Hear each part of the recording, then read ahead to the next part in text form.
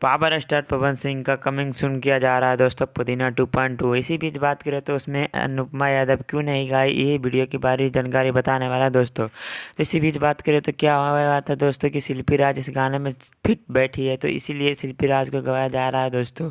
तो अनुपमा यादव ने खुद बोला अपने लाइव आकर दोस्तों कि मैंने अपने सोशल मीडिया अकाउंट से कि मैंने अनुपमा जो कि शिल्पी राज मेरी छोटी बहन है वो बहुत अच्छा गाती है दोस्तों।